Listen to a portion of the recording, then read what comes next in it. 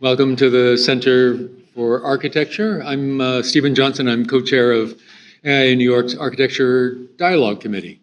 And on behalf of my co-chair, Abby Suckle, and our committee, William Singer and Dale Cohen, who are here, thank you for joining us for the kickoff of our 14th year of the Cocktail and Conversation series.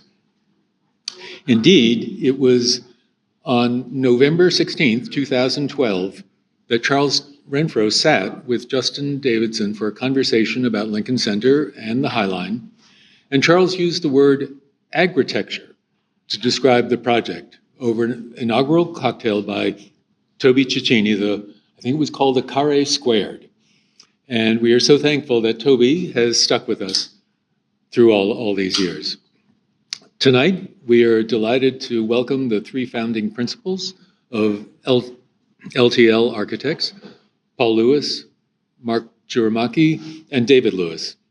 Their firm was founded in 1999, and you may know of their work in New York at the Bronx Council of the Arts, the Poster House on 23rd Street, and numerous renovations at NYU.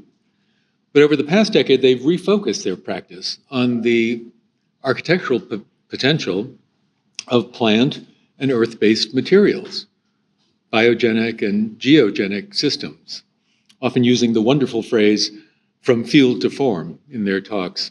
And tonight we'll hear, no doubt, we'll hear more about their recent book, Manual of Biogenic House Sections. All three teach, Paul at Princeton, Marc at Columbia, and David at Parsons. And we are especially pleased that they will be joined in conversation tonight with Rosalie Genevro, whom many of you know as the longtime executive director of the Architecture League of New York from 1985 to 2023. An historian, an urbanist, who has contributed to the city's architecture and civic communities for over 4 decades. So thank you, Rosalie, for everything you've done for us in the profession, and welcome to you all. Brief program note, we, our committee, have a robust set of programs in the works for 2026. Kicking off with Annabelle Seldorf in conversation with Richard Olcott of ENIAD on January 9th. It's already posted on the AIA New York calendar website, so get your tickets early because it's sure to sell out. And finally, of course, our program is never complete without a specialty cocktail in honor of our guests. And we're pleased to once again welcome back Toby Cecchini of the Long Island Bar in Brooklyn and our longtime co-conspirator in mixology, David Moo. So David and Toby, what do you have in store for us tonight?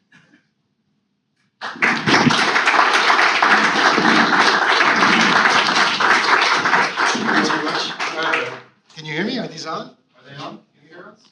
Yeah, okay. Hi, good evening. Welcome back to the AIA Cocktails and Conversation. We are the people we torture on sort of a semi-monthly basis to create cocktails to go with the sort of arc of an architect or an architecture firm's entire output, which is, as you might know, having been to this before, an absurd undertaking, but we continue to try. And if you've been here before, you know that we've made some, I could say, some very odd drinks for you, and we're going to continue that tonight because we're on a winning streak here. We spoke at length to Marc, who laid out what he will lay out for you, I'm sure, the sort of like dividing principle of LTL, which is biogenics. And in terms of what we can do with drinks, that meant very simply, we turned to each other and said, great, we're going to do like a matcha smoothie and some Newman's Own granola, and we're done here. We're actually finished.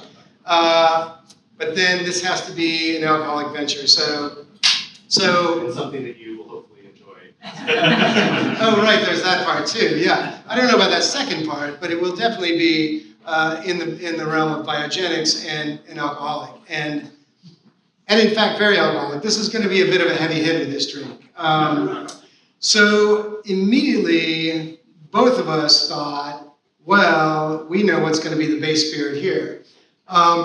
We have friends, acquaintances. A former bartender of mine is part of this thing, but there's a fellow. Associates. What's that? Professional associates. Yeah, professional associates we know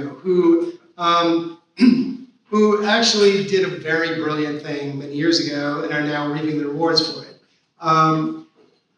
Anything that has sugar in it can be made into spirit, can be made into alcohol. What you do is effectively, you ferment sugar into ethanol, and methanol is a byproduct, but ethanol is what we're looking for, ethyl alcohol. And that means literally, it's remarkable what you can make alcohol out of, and people have for thousands of years. What nobody is making alcohol out of is the countless tons of fruit that gets sloughed off and thrown away as a byproduct of coffee making. Coffee is actually a seed of a fruit, and the fruit is called cascara. And throughout the entire coffee making world, there are literally millions of tons of this fruit that get sloughed off and then just virtually thrown away. Like coffee companies pay people to come and take this fruit and throw it away. But the cascara fruit, like any other fruit, has fructose in it, and you can turn that into quite viable alcohol. And in fact, cascara is an interesting fruit. It's just a thing that nobody cares about because everyone wants the seed. So this very clever fellow named Marc Byrne, who was at the time actually a magazine writer, said, teamed up with a bartender friend of ours, and what was this, 15 years ago? 12 years ago? 12, maybe? Yeah, thereabouts. And said, you know what, we're going to explore making vodka out of cascara. Because you literally can just get it for free anywhere in the coffee making world. In fact, they may pay you to take it away from They, in fact, were paying them to take it away. There's another aspect to it as well, which is that where this happens, there's distilleries that are being used through part of the year to make rum or other spirits that are dependent on crops that grow at a certain time of year, and so the distillery is used, therefore, in a certain time of year. But they therefore have fallow months of each year in which this facility is not being used. And so there's reuse aspects in that sense as well, in that time in the distillery is being utilized in what would have otherwise been a fallow part of the season. Timeshare distilling, this happens a lot, actually. So they went down to Costa Rica, accessed a bunch of cascara, did a bunch of different experiments with it, blah, blah, blah. It took them years to sort of formulate this. What they came up with was this product, which is very unfortunately named Good Vodka. And everybody but everybody, including me, was like, are you joking? That's a terrible name. They're like, no, it's not spectacular, it's good. It's just good enough. Yeah, that's a really bad marketing plan. Fortunately for them, it's gone really, really well because it's better than good, although I and others would argue that it's not actually vodka. Like the EU definition of vodka is a spirit that's just, quote, distilled to neutrality. And that's exactly what everybody expects vodka to be. It's like, oh, it's the blank canvas on which you can draw anything. Vodka, in effect, it's impossible to distill anything to neutrality. So if you line up 15 vodkas in a row, and one is made of apple, and one is made of oat, and one is made of rye, and one is made of potato, and one on and on, wheat, and this and that, you may not, as a layperson, be able to tell this one from that one, but you will definitely say, oh, wow, weird. These are all crazily different and smell like something. This one smells really, oh yeah, that's sweet potato, and that's beet, and that's this and that. And once I tell you that, you'll say, oh yeah, I get that. Yeah, I get the rye is kind of spicy, and I get you can't actually get away from what the raw material is. And so what cascara is this kind of crazy sort of spicy fruit and whatnot, but Marc didn't really want to get away from the cascara. When you distill something over and over and over and over, it becomes more and more and more neutral, particularly in the aromatics that are discarded. But when you distill it but once, you get what's called eau de vie. And that's, aquavita or whatever, just a pure fruit spirit, like Kirsch, like Poire Williams, like the entire range of eau de vie in Europe that are sort of revered for what they are. They're giving you the fruit in its essence. And this is, for all intents and purposes, a cascara eau de vie. It's really not a vodka because when you taste it by itself, it's just big and shouldery, and It's in fact, when they tried to market it as a vodka, it's very difficult. The only thing I use it for in my bar is the espresso martini, because you can fold it into coffee and lo and behold, it tastes like coffee. But if you try to make someone a vodka martini out of it, they invariably flinch and say, what's going on? Please give me something else. It's fat and oily and extremely aromatic and extremely interesting, but extremely interesting is not what people want when they order vodka. So it's a bit problematic. It's a really cool product, and it's amazingly cool what they've done with it. And now, at this point, they've built their own distillery in Costa Rica, this enormous distillery based on this and that and this and that, and they're working on selling their vodka to Kahlua in gigantic bulk to be included as the base spirit in Kahlua, which would make them gajillionaires and all to the good. It's the way you want things to work. So we knew we had to start. All that is to say is that it is a highly biogenic product. This is the living embodiment of biogenics. And may or may not be the thing you want to drink, but we're forcing it down your throat. To make it interesting, this drink, I mean, we were talking about this when we made it, we're like, this is such a weird Frankenstein drink. And what exactly is it? It's sort of, I think it would fall most accurately in the family of martinis. It is very strong, and it is punctuated with some very weird other elements, one of which is... It's based on white spirits that are then, we have then added flavors to. So I guess it is kind of loosely in the martini world. So, yeah. It's the thing that we like to do, which is take something very strong and nudge it. I like to say it's nudge this way, and nudge that way, and nudge this way by this and that. I'm splitting the base spirit with another base spirit that is called Blanche Armagnac. And this was a byproduct of Armagnac production for a long, long, long time. It's effectively just a white, unaged Armagnac, which was sort of a secret thing of the Armagnac distillers until something close to 10 years ago, when they were like, hey, we want to kind of get in on the cocktail market. Well, how do we do that? Like, no one's buying Armagnac. And Armagnac needs 15 years of age before it's even touched. So this was their way to try to get into the cocktail realm, and it didn't work at all because by the way, it has loads of flavor and loads of congeners and loads of things that people find objectionable when they're looking for and hard to mix something super clean. It's tough to deal with. It's tough to mix with, but it also has like phenomenal, beautiful grape aromatics in it. So we wanted to split this and this to create a sort of fruity base. To that, we knew we had to add this, which is Capelletti's Alpeggio, which is an alpine hay-based Amaro. And you'll hear more about that later from these gentlemen. But for obvious reasons, we started to think about various kinds of grasses. This is the only one of these in the market, although this is actually a big, huge and very old sort of like tradition in upper alpine meadows in Germany and Austria and certainly in Italy. So this one's Italian, but a lot of these are just made by farmers. They just take spirit and they just chuck hay in it. The Russians do the same thing. Some other flowers and herbs. Yeah, and other herbs and other alpine things. This one has a little more attention to it, so it's made into, it's not actually technically an Amaro, but I think it's an Amaro. We're using very, very small amounts of that, to which we're adding this liqueur, which is a nixtamalized corn liqueur from Mexico, which David introduced into the mix because we're just like, we're just going to put lots of grasses in here.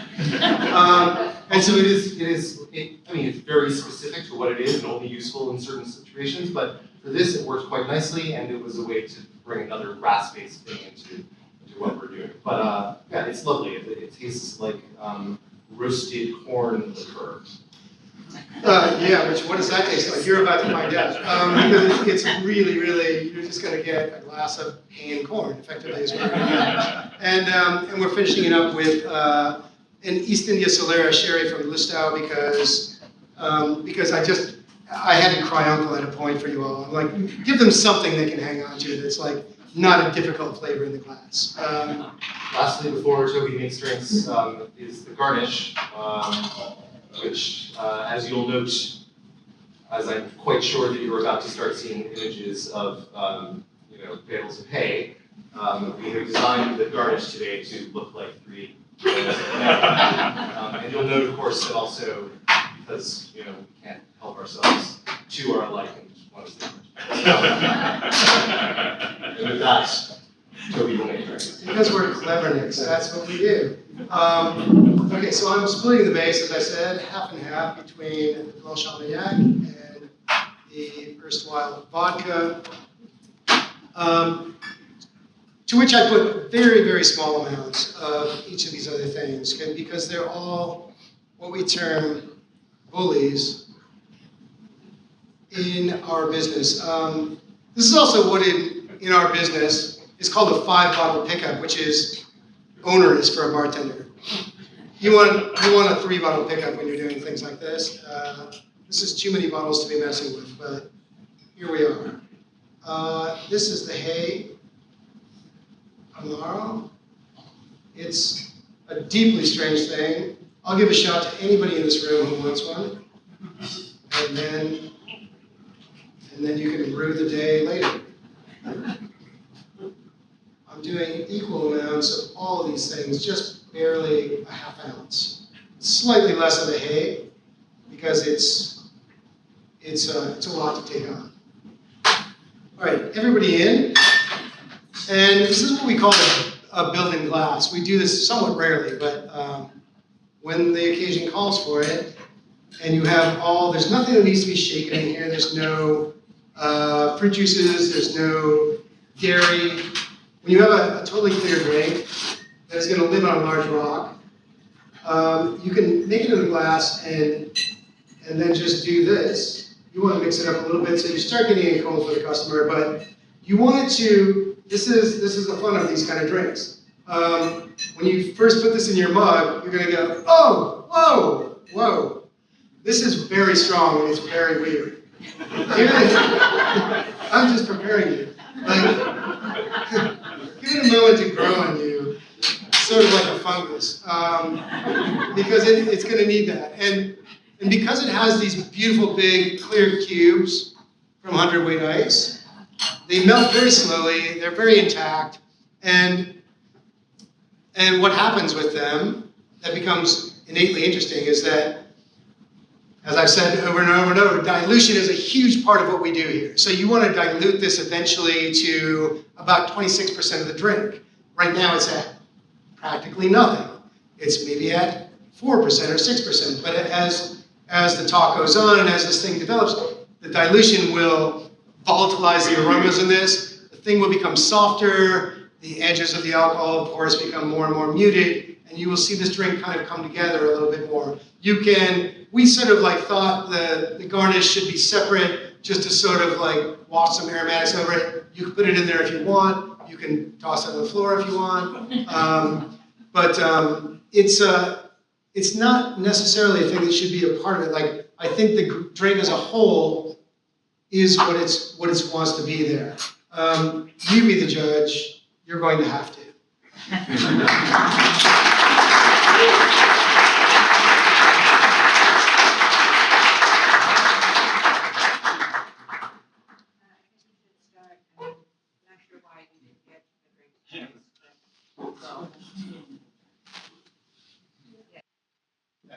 Oh, that's mine. You have to actually drink it, and maybe they don't drink but Rosalie here.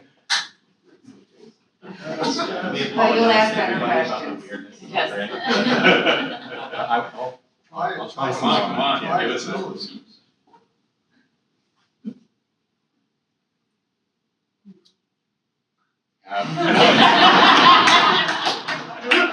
It's delicious. No, seriously, it's actually really amazing, actually, and that was a fantastic presentation. And thank you, Toby and David. It's actually wonderful. So can how do I shift this over to our? Oh, there we go. Wonderful. Okay, great.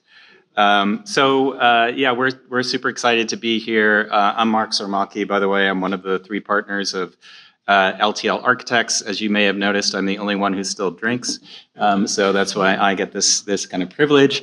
Just wanted to kind of quickly thank Stephen, thank the center, thank Abby and and specifically also Rosalie Genevro. We're super excited about the conversation tonight and really looking forward to that.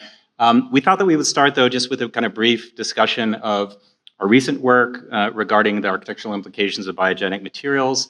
That work started really many years ago, but really kind of came to a sort of initial fruition with the publication of this book, Manual of Biogenic House Sections, that was mentioned previously, which was released in 2022. And that publication really grew out of our realization of architecture's participation in the intensification of climate change and the material exploitation of landscapes and the kind of critical urgency to address questions of embodied carbon in the built environment. So what this led for us was really a kind of realization that we need to rapidly and radically rethink the material basis of our architectures, what we build with, and to reassess the legacy of modernism with its kind of dependence on carbon-intensive industrially processed materials like concrete, steel, and glass, and build as much as possible instead, as you've been hearing, with biogenic and geogenic materials, which are either low carbon or, as in the case of plants, actually sequester carbon within their very cell structures. The book is organized into 9 material-based chapters. There are 55 houses in the book drawn from around the world, which actually utilize these materials to explore new potentials for dwelling in the 21st century. There's a chapter on reuse as well. But tonight, we're really just, I'm going to, and David and Paul are also going to talk specifically about one of these material systems that we find kind of specifically compelling, that is straw. And our interest in straw stems from, no pun intended, a couple of kind of intersecting factors. One, and this is what makes this kind of connection to the drink, I think, really brilliant, is that straw is an agricultural waste material, right? So straw is what's left over from the cultivation of any grain plant, wheat, rice, oats, barley. So wherever in the world you cultivate grain, which is essentially virtually everywhere in the world, you have straw, and you have straw in abundance and kind of great plenty. It's inexpensive. It's everywhere, right? In fact, one of the kind of staggering statistics about straw is that if we could sequester the carbon stored in the straw that's lying fallow and left to decay in the agricultural fields of the world, you would basically offset the global annual production of concrete from a carbon perspective.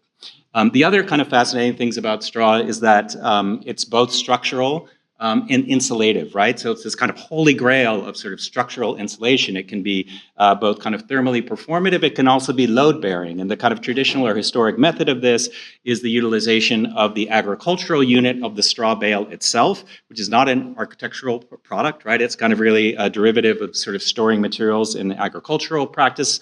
But it's been used really since the late 1800s to build, through this method, the Nebraska load-bearing wall system, just to build straw bale walls. Straw bale buildings kind of go back 100 years, so there are extant examples of these buildings dating back to over a century ago. Straw bales can also be included or introduced into wood frame systems, incorporated into wooden or timber cassettes, and we'll be talking a little bit more about all of those different systems. An example, just a quick example of a more contemporary version of a straw bale house from the Manual of Biogenic House Sections is Atelier Schmidt's Garris Pavilion, which creates this kind of thick, insulative, corbelled envelope that actually sequesters 75 metric tons of agricultural waste. And because of the sheer volume, the sheer mass of this material, the project is actually the most carbon sequestering in the entire Biogenic House Sections book. And we became really kind of fascinated by this idea that in the case of straw, like the logics of material optimization become inverted, right? So we've been trying for 100 years to build more and more with less and less, but if we're thinking about carbon sequestration in an inexpensive, plentiful material like straw, then this idea of mass and thickness becomes kind of a productive possibility. So we then sort of moved on to designing a couple of speculative houses based on this idea of architectural thickness. The first of these was the straw bale spiral house, which comprises a hollow cube of stacked jumbo straw bales combined with a series of prefabricated CLT modules. These modules represent each one of the primary rooms of the house. They're linked together via a spiral staircase, each one of them becoming a kind of inhabitable window, creating an interior space that's both thick and porous simultaneously. The second project that we call the mass straw house is based on two opposing or kind of complementary methods of stacking up jumbo straw bales, a corbelled wall and a terraced landscape. These two systems are linked together by a series of straw-filled timber box beams. The entire assembly is covered by a sacrificial layer of straw, which is allowed to kind of decompose back into the environment of the site. The primary public spaces of the house are captured between this shifting wall and this sort of stepped domestic terrain. And the more private spaces of the house, the bedrooms and the bathrooms, are sort of burrowed into this sort of thick mass of straw that negotiates between the house and the sort of sloped landscape of the site. And our interest here, again, was sort of this idea that the kind of the logics of kind of efficiency become inverted, right? So in the case of these houses, we're using more straw, right? More becomes more. Using more straw means we're sequestering more material. We're getting greater structural and thermal performance. The excessive actually becomes efficient. Speaking of our nice like garnish here, right? We also became super fascinated with these circular straw bales that are such a kind of ubiquitous part of the sort of American agricultural landscape. We began to sort of think about, could these actually become a kind of a system? They're like highly compressed, they're super load bearing. And they sort of offered this possibility for really rethinking in a kind of radical way the kind of spatial possibilities of how we could actually think about this as both a structural and a kind of spatial logic. Could we aggregate these? Could we kind of combine them in different ways, create kind of a, let's say, organic version of a hypostyle hall? Can we stack them up in combination with mass timber floor plates to create multi-story structures? So just kind of experimenting about this. And at the same time, thinking about this project, which we had recently completed for an early childhood education center in Arkansas. The school was really based on two primary principles. One was that the students should have access to outdoor spaces kind of continuously, so this 365-degree engagement with the out of doors, but at the same time based on healthy materials, so everything from formaldehyde-free plywood to lime-based paints to even all the toys were wooden, eliminating plastics and synthetic materials as much as possible. But the project was still built with conventional constructional systems, with steel and concrete, for example. And so we began to think, could we actually use these circular straw bales, these jumbo round straw bales, to create a kind of prototype system for developing a series of early childhood education centers in these parts of the country where there was both a dearth of good child care options, but at the same time, a kind of overabundance of agricultural waste. So working with the same client, we developed this system of combining these circular straw bales into a kind of a linked continuous thick wall, cladding them with a kind of flexible bamboo and wooden screen, and then in this case, aggregating them into a series of circular classrooms with kind of thick walls capped by a series of reciprocal LVL beams centered around an oculus that would provide daylighting to the classrooms. Each of these classrooms would then be kind of paired around a shared CLT service core and linked into these kind of conveniently heart-shaped modules. Each pair of classroom would then be connected to a series of age-appropriate outdoor play spaces and learning areas. And as the straw bale elements moved from inside to outside, they would shed their protective skin and be allowed to kind of decompose into the site, producing the substrate for a series of productive gardens that would provide both a pedagogical and nutritional resource for the school. So all of those projects were sort of operating in the context of how we can actually manipulate these existing agricultural modules. But we've also been now looking at the potentials of working beyond the bale and seeing how we could experiment with other systems of straw. Thanks.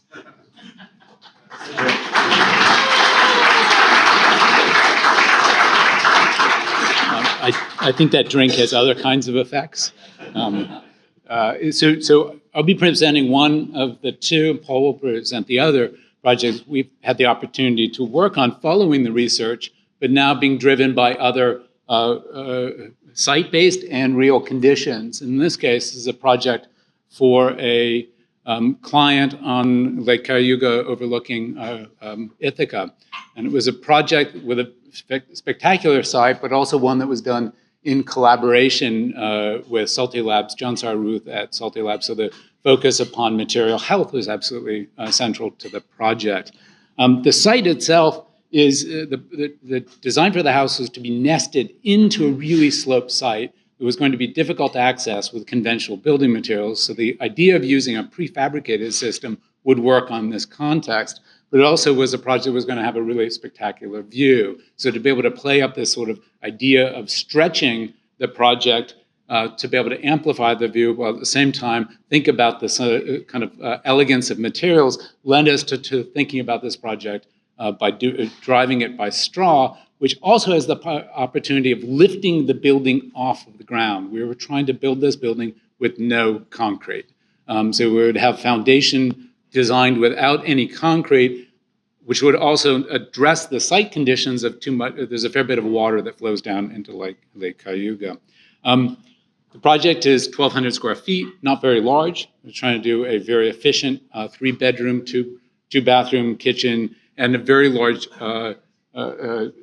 porch that goes all the way around it, which also aligns with the kind of productive or the performance requirements of the straw walls. In this case, we're using straw primarily as the wall-based system in a cassette form, where the straw isn't providing the primary structure. The structure is actually being provided by standard 2x4s and effectively a double stud. The floor was also to be prefabricated. So it could be dropped on place on top of raised helical piles and LVL, so it would be free from the ground so the air would move around it, with a 4-foot overhang that would protect the straw walls and using timber HP for the insulation, both for the floor and for the roof.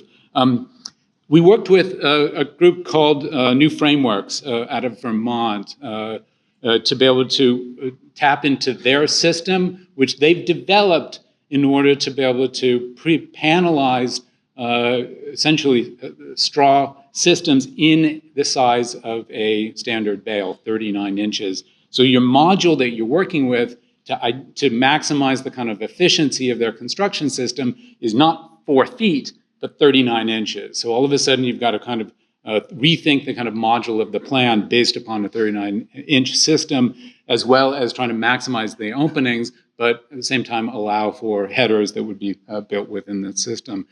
A fair bit of coordination occurs in advance. It's all being done digitally. It's not being done hand. So part of the, want to make a case here, is that straw does not mean going back to a 19th century building system. This is an advanced Revit-driven, digitally specific coordinated system, one in which one would calculate the rough opening to the 1/4 of an inch on a project that is still using bio-based building materials because of the tolerances that we can maintain within the construction system. Construction system, as you see here, is basically a timber frame with OSB siding that could be fabricated, engineered for each of the components specific to the project, yet assembled by a series of clipped up systems. So each piece gets dropped into place. The pieces are screwed together after the toe up, so the whole thing is truly fastened together to produce one of the assembly system as well as its structural stability. The other piece that is kind of fascinating about working with straw is that the ability to shift the kind of material expectations of the multi-layered wall. That in this case, we weren't looking not at a sheetrock wall, but using a line-based plaster that is adhered directly to the straw itself. So that becomes your air barrier. It also becomes the basis for the interior finish. With an Intello tape tabs at the top and the bottom to complete your air barrier. We're also then having to coordinate in advance because you can't penetrate your electrical systems into this wall where that electrical is part of the chase, in this case, the baseboard. This is all being coordinated with New Frameworks who are developing that work. So it's really important to acknowledge the collaborative work that is happening where we're learning from them and learning from their investment in this project. And what I mean by investment, and this is one of the really interesting things about working with straw, is that this is a company that's working locally. The straw is organic. It's coming from a local farm. And this is the technology for their building. So it's relatively intentionally low tech. So 4 rails that can set the 2x4s into which then the straw is compressed to be able to meet compression rates, but you don't have very high capital overhead in order to make sure that the material itself can be expanded into contemporary building systems. The others are you're building within a factory setting, which means then you can lay plaster horizontally, which is a hell of a lot better than trying to lay plaster vertically, and do it in a dry, controlled environment so all of the scratch coat comes to the site already pre-panelized. You, of course, have to protect it on site so that you don't have weather. I will state one of the challenges of working with building materials like biogenic materials is coming with code enforcement and how to work through the code enforcement. And this is something to be, we're pretty upfront about. This is a project that's going to go through full code review, meet New York State residential code to the letter. And we're going to be trying to do it as based upon a prescriptive, not a performance-based code, so that we could set this as a kind of standard model, as a prototype.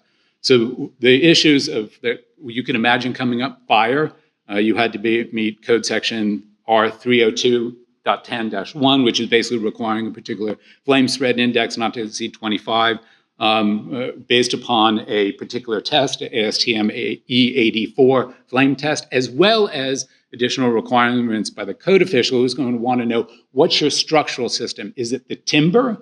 Is it the straw? And how are you working? So we were able to work with engineering ventures who was doing the structural engineering for new frameworks to also be the structural engineer for the project so that they could cross that information and be willing to to sign a document that basically is verifying delegated design before you build the project.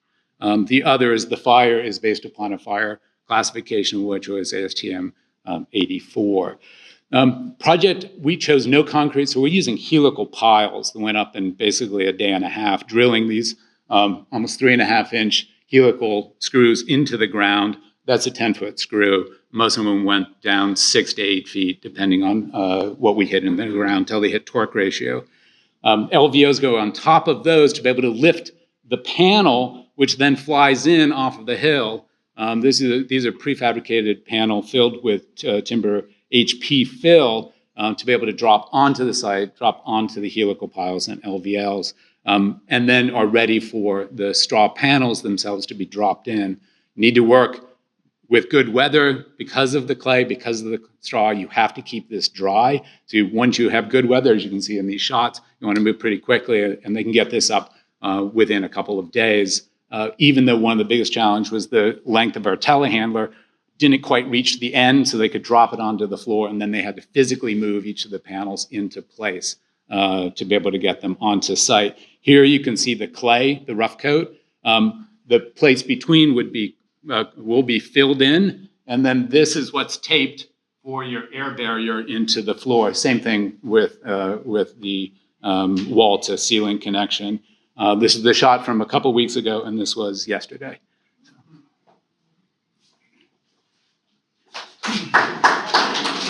All right. So like good sets of twins, we're going to show you two different houses, and this is a separate house that's based on load-bearing straw. So where the previous house was really using straw as insulation and the wood frame was the structure, one of the potentials of straw is that if it's highly compressed enough, you can actually use it as a structure as well as insulation. So we went through a couple of years of experiments. Some of them were complete disasters. This one did not work. You cannot strap straw bales tight enough and then carve them out. This was a fantasy we had at one point. It seemed like a great idea, but you just can't get even enough compression. So we also developed a straw compression machine to see if we could actually find a way to compress the straw sufficiently with a binder to be able to make it actually a viable building material. The difficulty here was that the binders themselves were a bit of a problem, right? And so we work with everything from glues to lime to various earth to mycelium, which by the way doesn't work. Despite the fantasies about mycelium being able to solve all these problems, it didn't penetrate deep into the thickness of the straw. And so the binder experiment was interesting. We also looked at just SIPs where we would highly compress these things. A straw bale is about 110 kilograms per meter cubed. We were able to almost double that. And this is just stitching with threaded rod. And in some cases, we also just use twine to stitch the two sides of plywood together. What's fascinating about straw is that it actually does continue to take on load. So if I can get this is an expanded time lapse. There's no horizontal deformation, and then it springs back. So it will continue to creep, but you can hit a point where it hits stability, which is really fascinating. and it takes on increasing, it never fails, right? So it's a really interesting structural material. Thermally, it was also really intriguing. We developed our own kind of version of an easy bake oven. Light bulb inside, yes, there was a light bulb in here generating heats between the inside and the outside, and set the blocks up, tested their thermal rate, their R value. Our R values we were getting back were too good, and I think it has to do with the sensors are very difficult to work with the surface of the straw. Nonetheless, the idea of a structural insulation was really fascinating to us, and we ended up this summer working on an experimental house that would develop a load-bearing insulative straw that would also be the interior finish. I will say that after a couple of summers of experiments to try to make a binder, we realized that just was not going to be a viable life pursuit. We hit kind of a limit and realized that there are other companies doing this. There are straw panel companies, a couple of them in the world. This is DuraPanel that makes a highly compressed straw material that uses the lignin that's inherent to the straw itself, activated by steam and pressure, to make a panel that largely those glues, those binders internal to the material itself. This is compressed at about 350 kilograms per meter cube. It did kind of respond very well to the Instron compression test, and we knew we had a kind of a really viable option here. I should go back a little bit and mention that this was a collaborative project with Guy Nordenson. He and I were the co-PIs on this research.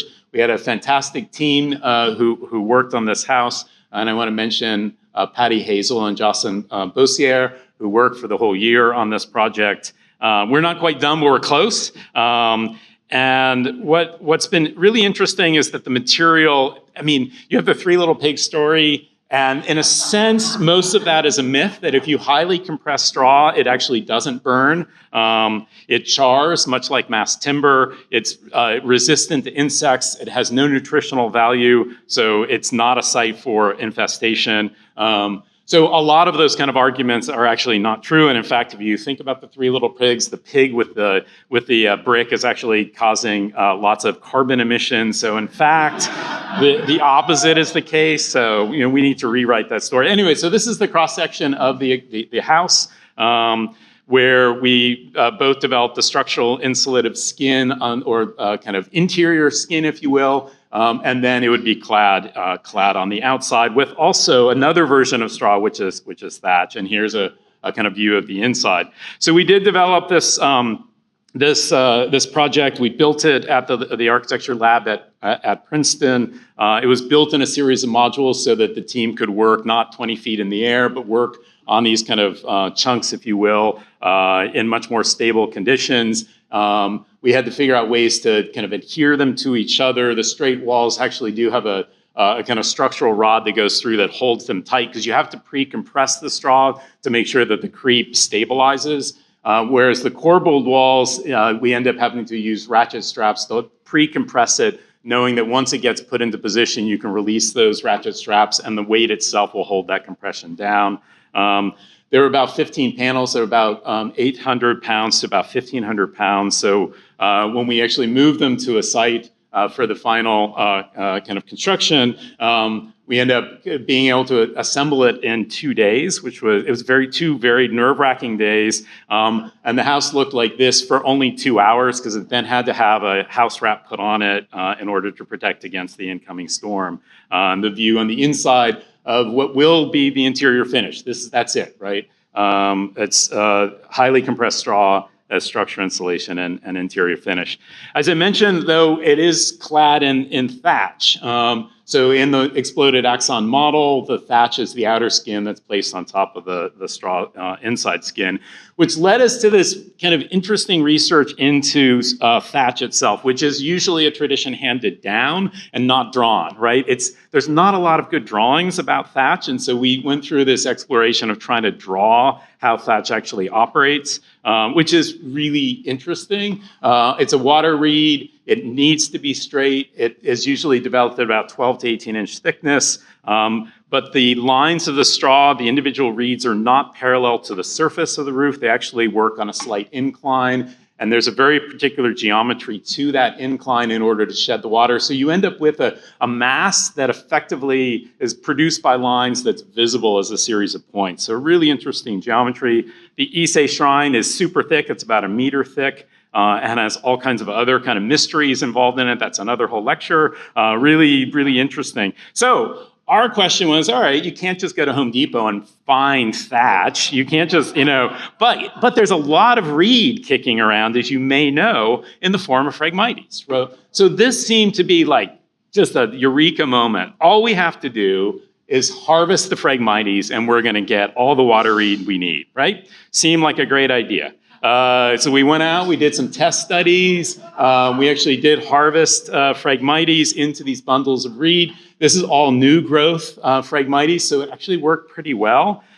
We needed to get certification from New York Department of Environmental Conservation to be invasive species handlers, which it took a couple of months to get that, but we did that. And then we went out to the Hudson River Valley, Hudson River, and within an hour, we realized that this was just not going to work. That the Phragmites that accumulates in these fields has been growing for so many years that you have, 5-10 years of growth. It's not possible to harvest this and translate it into a viable bundle for thatch. One would have to have the field cut every year. And maybe after about 2 years, you can get a clean, kind of consistent growth. But I think it was a valuable experiment. I still think there's a future of sending architects out to fight invasive species to make thatch roofs. I'm quite serious about that. And anyway, so we ended up having to acquire thatch from Colin McGee, who sold us. He's a kind of master thatcher out of Virginia. And here he is, Thatcher McGee, and he, in a sense, instructed us on how to actually. We don't know how to install thatch. We did drawings of it, but that doesn't mean we know how to install it. So he taught us through a series of workshops and working with the Princeton students, all of whom were paid on this grant. We basically built about 33 prefabricated thatch components. That were built in about 6 weeks and have now been moved upstate to be applied on top of the existing, the house that I showed before. This is a photograph from a weekend ago. Hopefully by the end of tomorrow, we'll have more of it up. But we're excited by the prospect of working with this material to, in a sense, rethink some of the basic assumptions about what constitutes structure, insulation, and cladding, working with materials that have a longer history, but really need to be invented again towards a better and more interesting material and climate-appropriate future. So thank you very much.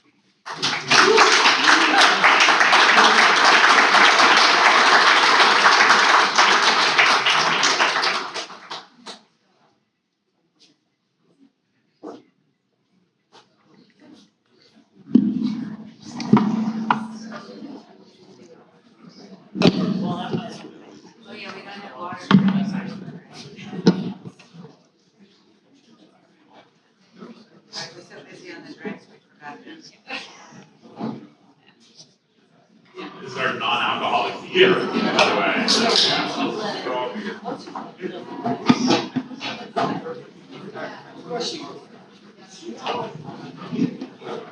That's I don't know if this is on or not.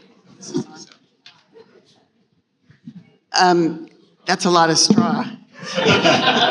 So 25 years ago, the Architectural League did a show called 10 Shades of Green that you all designed. I hadn't quite realized that it was so soon after you had officially formed the firm, like a year after. And the premise of that show was that we wanted to look at buildings that combined environmental ambition and formal ambition. So this is, you're now working on a specific set of materials that actually advance a much more profound kind of sustainability, I would say, than even the stuff that we were looking at then. Do you see any kind of formal imperative associated with straw as a building material? I mean, these two houses are quite different from each other, but what does straw tell you to do, I guess? Yeah, no, I think it's a really interesting question, because one of the things that we would argue is that what makes working with straw and other biogenic materials so interesting is, yes, they have this fascinating history, but they also are capable of being explored towards architectural invention, whether spatially, structurally, et cetera, that hasn't been fully tested out. And so I think one of the really interesting things that we were trying to achieve with the all straw house was to figure out a way that the geometry would be a product of what we could do with that material. So it has to all be in compression. It has to, the slopes can't exceed 45 degrees because that's the limit of thatch. So you take these constraints, but hopefully you end up with a building form that is slightly unconventional, certainly, but is logically a product of the material, right? I think that's one of the interesting questions we often ask with materials is it simply a substitution? Which is certainly an easy way to get materials into the construction cycle, right? You don't have to use XPS insulation. You could use cellulose, and nobody will know, right? I think that's fine, but it's a missed opportunity from the design standpoint to take these materials on as sites for experimentation. Yeah, and that was also one of the driving imperatives when we selected the houses that were included in the Manual of Biogenic House sections, which was not only buildings that use these materials to kind of create more environmentally, let's say, thoughtful construction methodologies, but also buildings that actually are impacted and where the design trajectory of the project is actually a kind of inevitable outcome of the material quality. Right? And so how does the specific characteristics of the material, performative, tectonic, aesthetic, how does that actually start to drive a way of thinking about space? How does it start to drive a way of thinking about domesticity? How does it start to drive a way of thinking about program, et cetera, right? And I think with straw, one of the things that became initially kind of fascinating was this idea also of thickness, right? Because although straw is a great insulator and it's structurally performative, it doesn't necessarily work according to the optimized logics of, let's say, synthetic petroleum-derived insulated products, right? So there is a kind of necessity to engage a different relationship to mass, which we actually saw as a kind of productive possibility, right? That essentially we've been trying to make buildings lighter and thinner, and that's a kind of really interesting kind of notion of how do you kind of reduce your impact as on the built environment. But in this case, right, there's a kind of inversion of those principles as I was sort of discussing, and how can you actually now sort of take advantage of the idea of thickness, which for right many centuries in architectural history was kind of the way that that one kind of operated primarily spatially. So if you're thinking about stereoatomic buildings built out of stone or other kind of mass structural components, those are really based on a kind of a subtractive methodology, right, of sort of sculpting space in relationship to thickness. And I think just to kind of reiterate what Paul was saying too, though, we're also super conscious of and wary of the idea that returning to these materials, because of course, even though we're talking about them as they're somehow new, right? They're actually the oldest materials, right? Used to build on the planet. They have kind of long indigenous and vernacular and kind of long histories. But I think we want to sort of think about how do we not build with them with a kind of this sort of recursive kind of nostalgic approach, but actually think about, okay, there are certain properties that we can leverage, but how do we do it in a way that actually kind of liberates new ways of thinking about space, new ways of thinking about form, new ways of thinking about inhabitation, right? So do you, what are the limits, or what limits does thickness put on you? Can you imagine a straw-built city? And how much do you lose? I mean, how far from the self-standing single house toward the urban can you go with straw? So I would answer that question by looking at one of the key performance requirements of a straw wall is that it needs to move vapor across it. So if you're thinking about a building of an urban context and the number of party walls that are necessary, is it possible to use a straw as a party wall system because of the need to be able to move vapor across it, both the vapor in and vapor out? And if you're in a party wall condition, you can't do that. That straw will start degrading over time. So I think these are the questions of where is its best used, where is it not, where does it generate a requirement for thinking about different relationships to the exterior, because we've built environments where you can work in a space where you have no idea where the exterior is because of our technology allows that to occur. So I think part of it is also reframing. This is not a limit. This is actually a call to question the kind of formal dispositions that Paul was mentioning. That isn't just a kind of aesthetic issue, but it's actually deals with how we inhabit the world and the kind of relationship we have to not just our interior spaces, but the kind of broader environment. Yeah, it may not. I think it's the appropriateness of materials for certain conditions would have to be calibrated. One of the interesting things about DuraPanel, who makes the straw panel, is that's marketed as an interior partition. It replaces, it's basically structure and stud, drywall all in one, and you can just paint it, right? So that's its primary purpose, right? It's not meant, we took it and working with them, cut it into 9-inch segments, turned it, horizontal, stacked it up. That's not the way it's meant to be used, but it's a fantastic replacement for standard drywall partitions, and would be a way that I think straw would be a perfect way that could work within the urban context, whereas a straw panel system might be tricky. So on that, on the panels in both houses, how could you talk a little bit about modularity and the labor that goes, kind of the labor process from the material itself, harvesting the straw, or finding the straw after somebody else has harvested it, to making it into a building material, and what are both kind of the desirable aspects of the modularity, and how far can you scale it? Yes.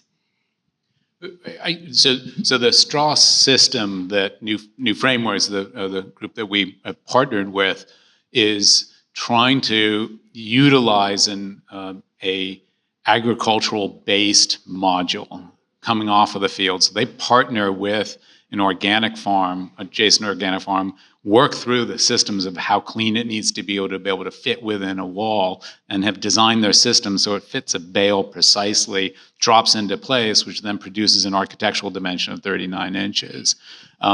They feel that is the best value, because that process of coordinating, putting the bales in, is the one thing that is coming from a known condition, which is a farming-based dimension, based upon two people or one person be able to grab two bale strings and throw it into the barn. Would it change if they had a different dimension? Possibly. Jumbo bales is an example. But I do think that and I would encourage anyone to look at New Frameworks materials, because they're very clear that they're not interested in becoming a mega straw fabricator. They're interested in local fabrication, and then sharing that knowledge of building and the technology that's gone into it to others. So you can actually take classes with them and set up your own straw factory, which they're trying to do to scale this by scaling it through a series of essentially low capital development process. So I think this is also worth talking about, that it's not just about scaling with capital-intensive systems, but ones in which they're investing back in community, into issues of labor, that it's better to build in a controlled environment than to build out in the field, and not do custom houses, but actually work on standardization to be able to make this a standard building system that can be easily applied in contemporary building codes, and they've already set the module to do it. So this is one of the things I really want to make sure is really clear. If you're working with a client, they want to do a house and they're thinking about straw, it can be done without having to go through performance-based codes or special reviews, because of the documents that has already been put in place. So precedent. But to that point, I'm really interested in what I think about, I guess, as regulatory lag. Apparently that term already exists and it means something like, the gap between when a utility price structure rises and before the new rates actually kick in. So it's about money. But I'm thinking about it in terms of the building inspector who, faced with this brave new world, knows you know as architects that you can do this stuff. New Dimensions knows that you can do this stuff, and you got the poor building inspector who doesn't have time to catch up or is not yet caught up. How is that? How do you think? I mean, you have been able in the Ithaca house to deal with that in certain ways, but how do you think about that? How can that the system of building inspectors everywhere catch up with what's possible and not be a roadblock to adoption of this or other new systems? Yeah, I think one of the ways this is already happening is the embedding of bio-based building materials within the IBC. So the International Building Code already is starting to incorporate references to not only straw but to hemp. And that's central because you can point to it as a code. But the other is to be able to set precedent projects, and disseminate them. So the plan is to be able to disseminate how we went through the process of approval, because the town of Ithaca is not going to look the other way. They want to know exactly what it took 9 months to get a building permit for something that's as of right that should be take a quarter of that time. In part because they wanted to look at it carefully. And what are the documents that would be necessary to be able to move that through? But if they're approving it, then you have the name of you can point to a process and point to the documents that are typically going to be raised.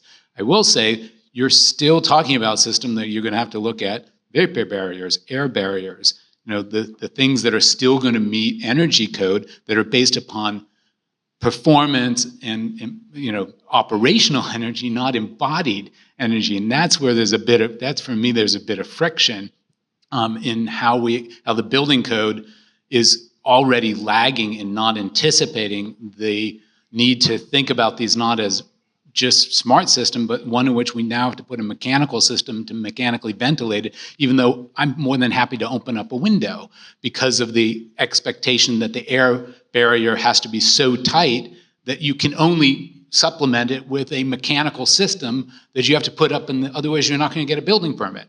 So that's the bigger challenge, I think, is between the legacy of operational energy-driven codes and the need to understand what happens when you go to an embodied energy practice that is driven by not just material and environmental, but human health benefits, where we benefit heavily from being able to open windows to meet code, not simply running mechanical ventilation.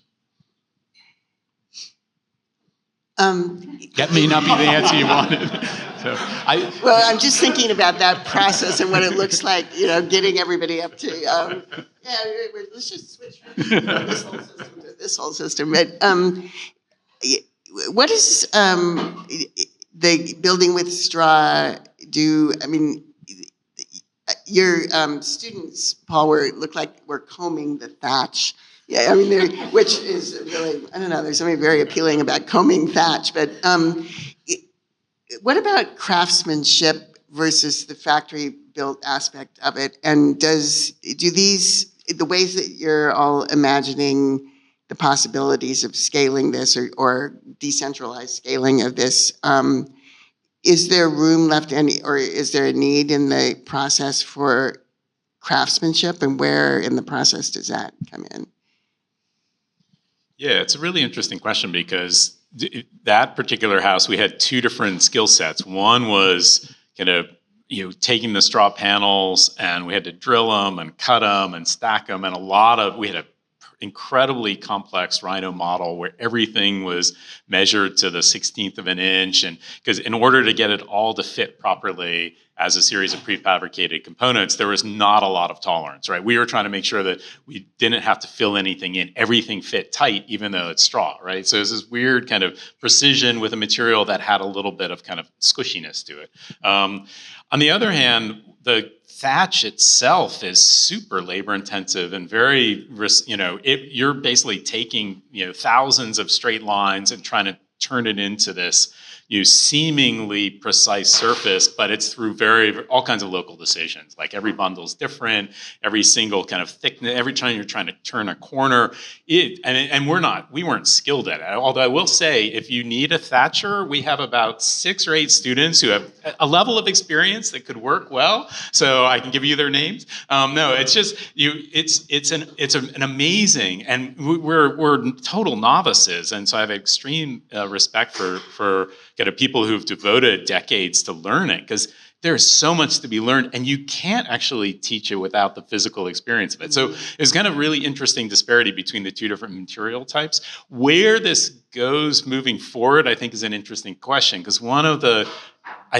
arguments has to be that these materials can't be reliant upon huge amounts of labor, otherwise they'll be too expensive. So there has to be a way that in fact, we need almost more mechanized processes to translate straw into better building materials. And that maybe craft comes in particular ways, but in a weird way, we need to kind of make it, we need to have straw systems that are not the crudeness of the bale, nor the craft high labor intensity of thatch. It needs to be, that's why the straw panel for us worked a little bit. Once we started stacking those, it went super fast, right?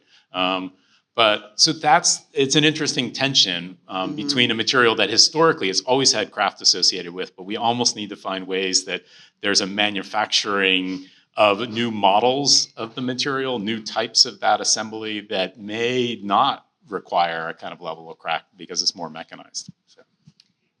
And what about the material itself? Is there, David, you mentioned the health, and actually the daycare centers and so on that you showed are all dependent on the healthiness of the materials. Is all straw healthy? One of the fascinating things about straw is that actually the straw that comes from these different crop sources is all quite similar. It's not absolutely identical, and there are kind of variations kind of globally in terms of where straw is coming from, what the kind of typical building materials are, but it's really regionally variable, right? So if you're in Japan, you're going to be working with rice straw. If you're in Northern Europe, you're going to be working with, wheat straw or rye straw or something of that nature. But the kind of fundamental qualities of the straw, which are basically its kind of hollowness, right? The kind of relative low content of nutritional content, the kind of the way that it kind of compresses and kind of aggregates. Those things are sort of highly consistent. But I mean, for sure, one of the kind of aspects of this is not just the kind of carbon sequestration and the kind of lack of extraction associated with straw, but also the fact that you're putting something into your buildings that's fundamentally healthier, right, in many ways. I have a slide I sometimes show my students, which actually is a new framework slide of a flame test they did where they kind of apply a blowtorch to a compressed straw wall, right, where, as Paul was showing, it just chars, right, it doesn't really burn. And then to a foam-based insulation panel, which we commonly deploy in buildings all the time that are applicable, right, or allowable by code, et cetera. And the foam-based insulation basically not only ignites, but rapidly enters a stage where it's actually burning hotter than the source torch, right, that ignites it. And simultaneously is off-gassing massive amounts of kind of toxic gases, right? So not only from a kind of day-to-day kind of standpoint of living with these materials in kind of close proximity, but also from the standpoint of how they react to kind of other, right, more catastrophic impacts. By far, one of the kind of effects of this that's kind of critical to communicate is really the sort of health-based kind of benefits of working with the straw, right? Because I think, even with new frameworks, one of the things that they often talk about is that if they start kind of preaching to their clients about the kind of environmental benefits of these materials, that's actually not how they sell these. They really sort of kind of convince people on the basis of the beneficial effects to the specific environment of the home that they're building, for example, right? And on the one hand, I suppose that's kind of an expression of human self-interest, but it's also like the fact that we've built for now hundreds of years using petroleum-derived synthetic materials that are not only bad for the people who mine them, extract them, manufacture them, and process them, but for all of us who live inside of them all the time, constantly. And there's no lack of evidence about how detrimental those impacts are on human health over the long term. But there is a lingering anxiety about how much pesticides is used, and I think the fact that new frameworks works with organic farmers is key, and I think that would be something we would need to look at more closely as one starts hopefully building with straw in a more aggressive way. Yeah, there are a couple other companies that are working on straw cassettes. Basically, timber takes the load and the straw is the insulation. Eco Cocoon, in particular, is setting up in this country. They're very adamant that the straw needs to be organic. That it's a broader ecosystem, precisely because you're not only increasing the capacity for the organic farmer who's doing straw to now sell their grain, but they're also selling the waste material. So it changes in some ways the kind of farming economy, and you want to underscore the kind of farming economy that's going to be better for the planet in general. It would be really interesting if it were building materials that changed the calculus of, organic farming. It's not, yeah. So do you, having done all this work in at so many different levels and scales with straw, do you still love straw, or do you wish that you had chosen hemp? Yeah, actually, straw's actually fairly enjoyable to work with. Having worked with, but the binders, like lime, is not that much fun to work with, and so I think, actually, straw is fairly benign. And by the way, thatch is a real pleasure to work with. It's great. What exactly is thatch? Thatch is a water reed. Than... It's a water reed, okay. and unlike, yes, you can thatch with straw, but normally when straw gets baled, it gets crushed, and you lose the straight kind of linearity of it. But the water reed, because it's so straight and precise, it's this incredibly pleasurable, act of taking this kind of bundle and then turning it into a surface and anchoring it down, and it has certain resistances. You sometimes need to use gloves because it has a fairly sharp edge, but it's great fun to do. So I'm a big believer in thatch, although it's very labor intensive. So. Can I ask one more question, and then we'll open it up to but then questions from the audience. I suspect we have time for questions from the audience. How long do straw buildings last? They can last for over 100 years based on the evidence of existing buildings that were built in the late 18th century, many of which are still extant, right? So there's actually a fair amount of durability. The kind of viability of the straw over time is really based also on protection of the straw. So although one of the interesting things about the kind of stacked straw building that we show, that Paul just talked about at the end, is that we're using the interior finish of the panels as the final finish. That's not typical with other forms of straw kind of assemblies, where you're usually coating it with, preferably an earthen or a lime-based plaster, or cladding on the outside, so the bale itself is protected and preserved, right? So they, in those circumstances, with the right treatments, the kind of right kind of permeability to air and kind of drying out of the wall, they can last for, comparable to many other forms of construction. And even thatch, actually, interestingly enough, depending upon the nature and context of the reed, like many buildings in Japan are thatched, the thatching can last for 40 years, sometimes 50 years without replacement. So it's not as if somehow these time spans are radically different or shorter or more vulnerable than other kinds of material systems that we commonly deploy, right? Okay, I'd like one more question. Are there climates that straw buildings are particularly suited to, and some climates where it won't work? It's definitely well suited for the Northeast. So, in part because and the reason being is that you have complete seasonal cycles, so that you can dry in and dry out. That in fact it goes through humid and then somewhat drier seasons, so that the capacity to be able to move that moisture across is actually healthier for the straw wall, which also means that you have to think about the assembly of how you build the wall. I think it's a question that I can't answer other than geographies because I haven't looked at it from that standpoint. Yeah. Okay, anybody out there have any Okay, questions? we have a volunteer for the first question. Hi, Hello. Hey. I'm already drunk, thanks to Oh, you don't another one, we ran out. So this will be a good question. Yeah, I have a couple questions. First, have you tried, most of your discussions of your own building, at least, were with the straw in its fibrous form. Have you tried like throwing it in a Cuisinart? What happens when it becomes mulched up? The second is more critically, I've always known you as mad geniuses, and I just hope it's staying towards the genius and less towards the mad. What is this? How is this shaped like your practice, essentially? You know, are you really?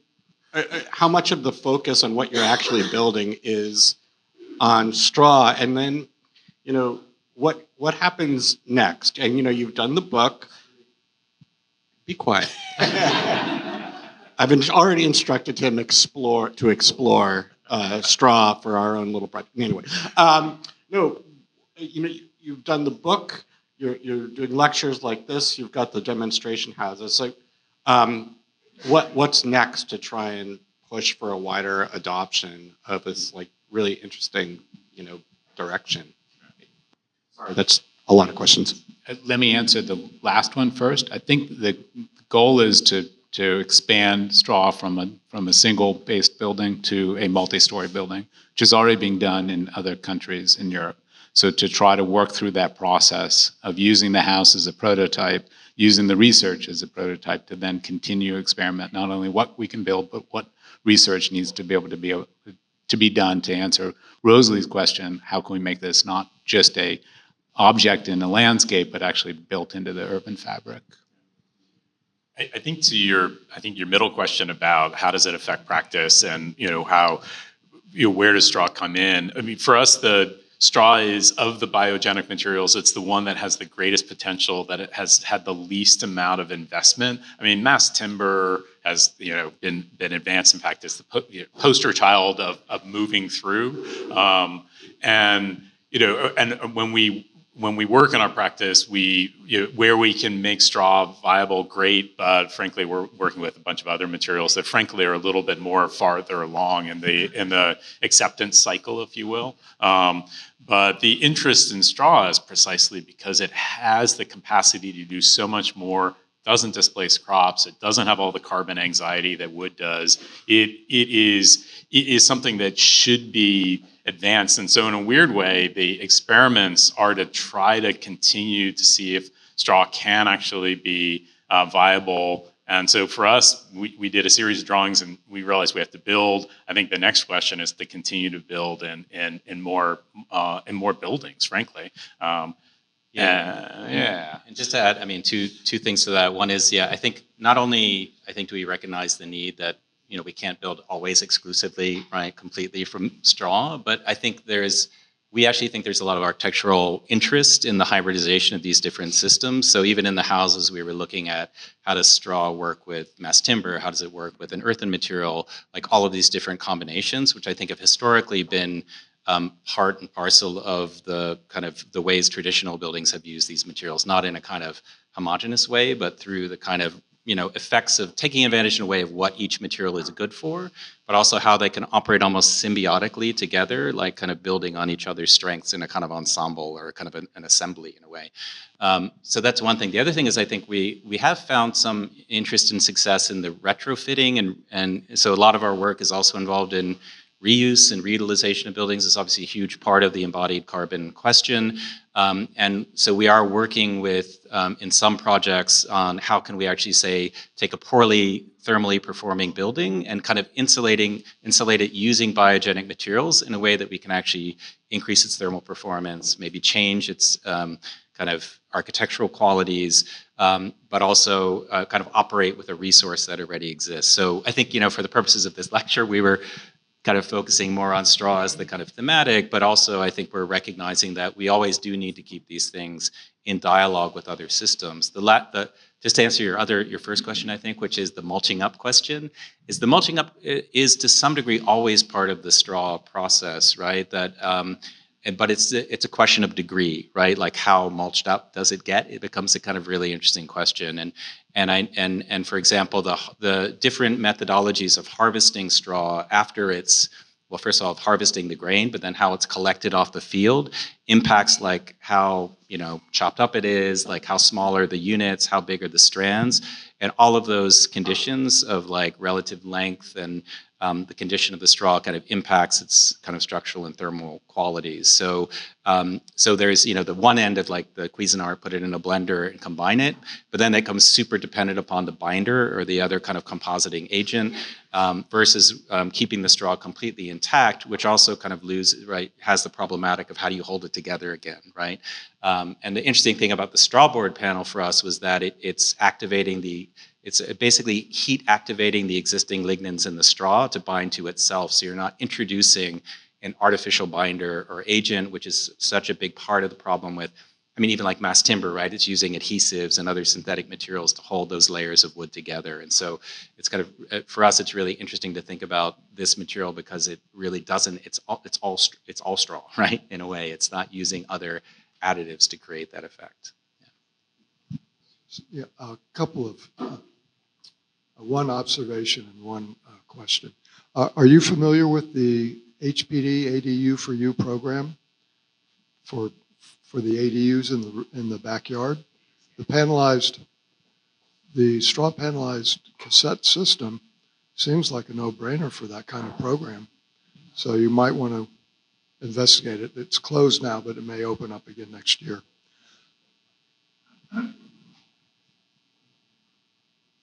Oh, ADU is ancillary dwelling units. That's the new City of Yes for Housing opportunity to promote ancillary dwelling, accessory dwelling units in the rear yard and elsewhere. So it's something you might want to think about in the future. The other question is, why are you going to use thatch when we've got a long tradition of wood shingled roofs, and that's biogenic? Why are you trying to recreate the wheel or sod roofs?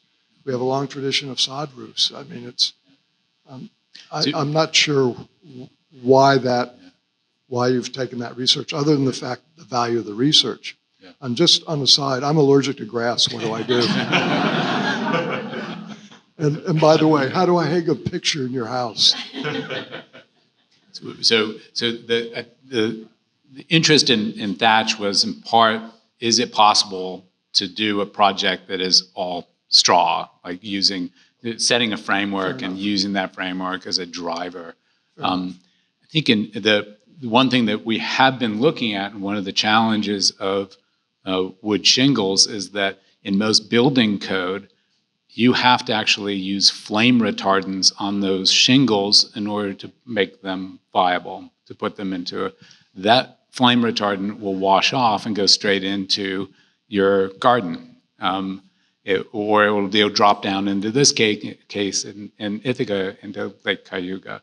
So we looked at a whole range of different options, but the building code right now, depending on what state you're in, will require flame retardants in your wood shingles, so that you're basically dumping essentially flame retardants into your yard.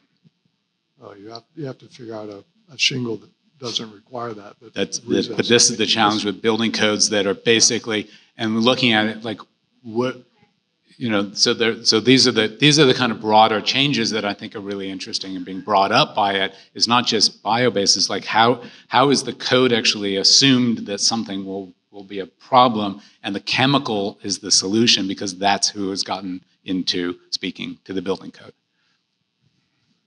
Yeah. I just want to say a big shout out to the Center.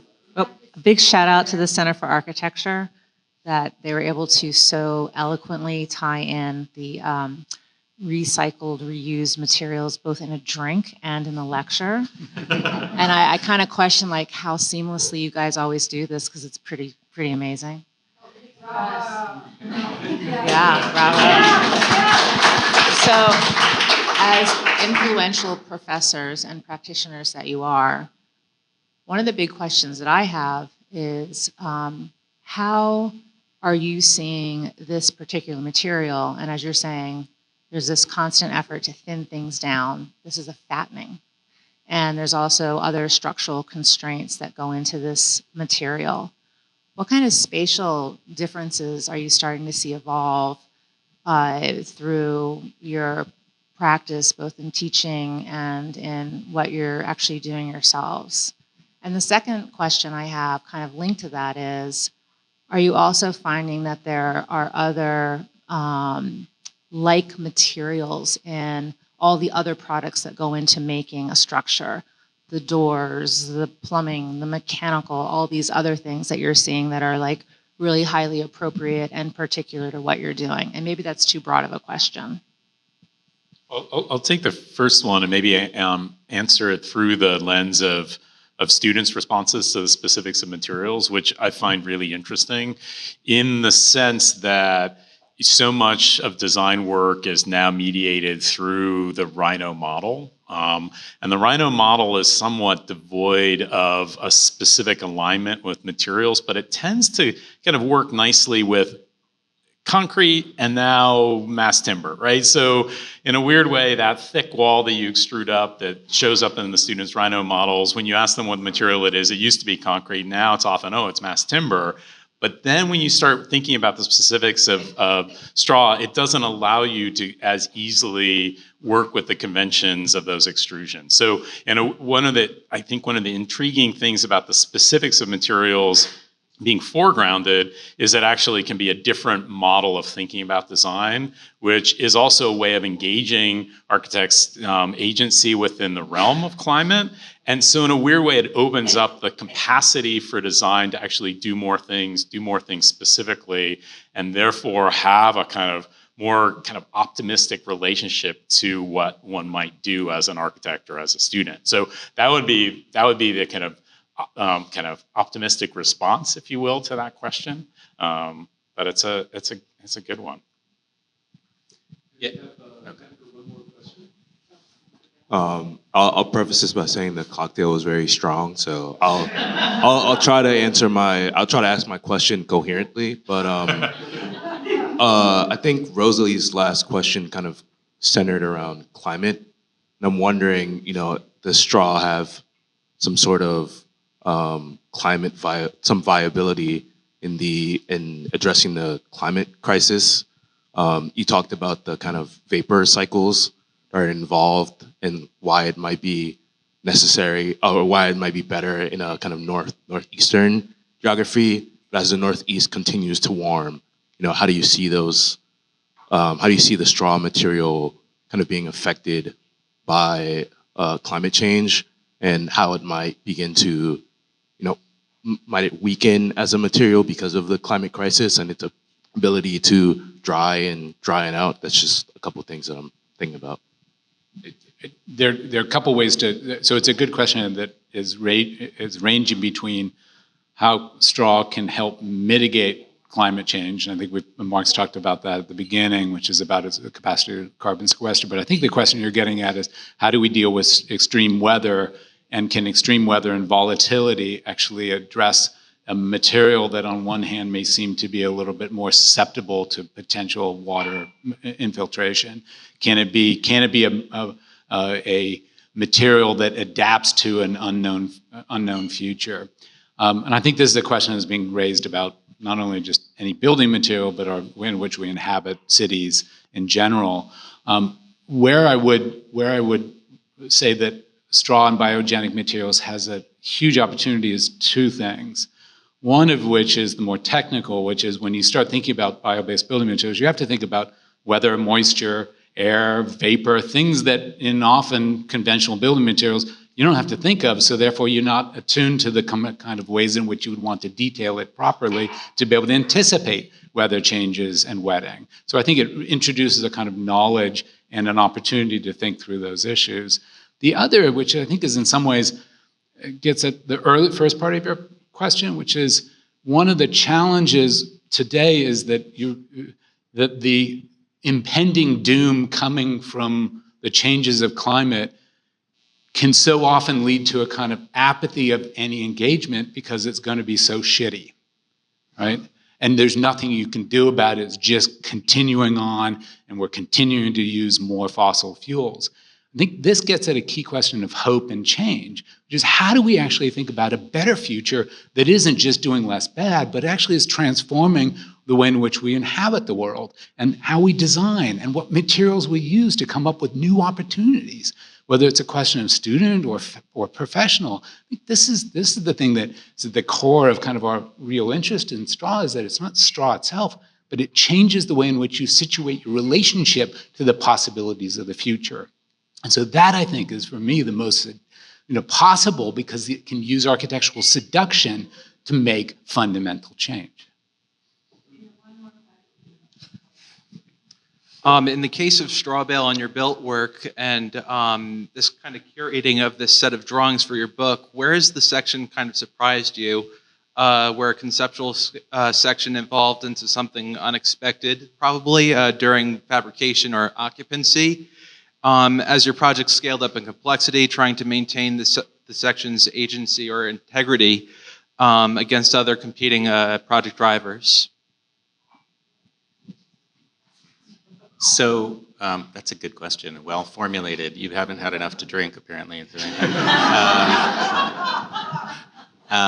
Who knew? So maybe I'll start by answering it a little bit obliquely, which is, I think one of the interesting shifts between the drawings in the first manual of section and the drawings in this latest book is how do you actually apply the techniques of architectural representation to material conditions and kind of material products that aren't necessarily subject to the same degrees of standardization, rectilinearity, precision, right, that we associate with kind of industrial materialities, right? So if you're drawing a glass plane or a concrete wall or a kind of metal system, right, there's a certain assumption about precision that's easily captured by the linearity, right, of the architectural kind of technique, right, whether it's section or plan or any other form of representation. And one of the things that became really challenging and interesting as we started to get into the drawing of the projects in the second book, and maybe it was one of the things that was maybe not entirely surprising, but was a really interesting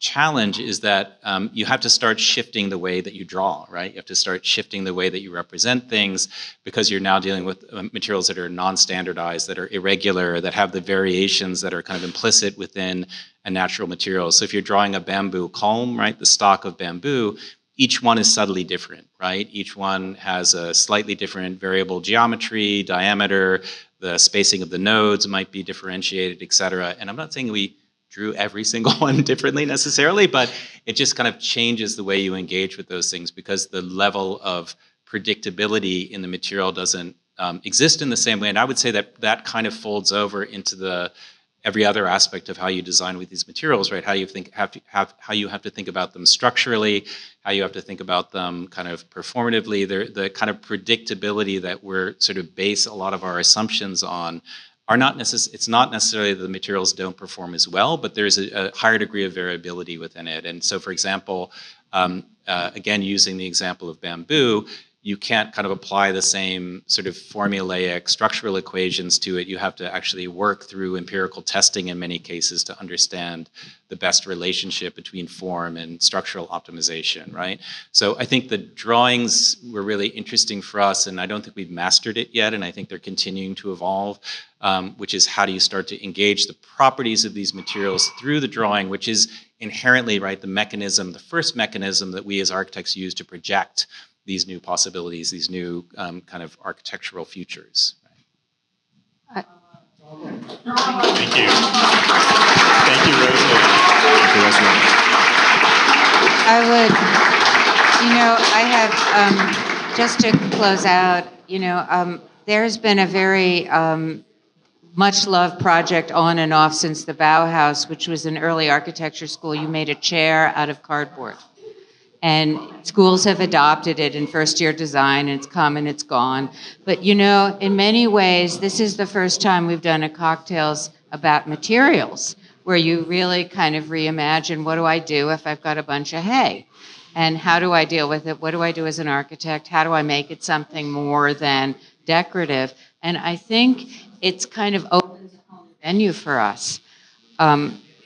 So I'm kind of happy that you came. I'm glad that you did it, and I'm glad you decided to focus on this and not your recent work that's a museum somewhere. So we do That's next month.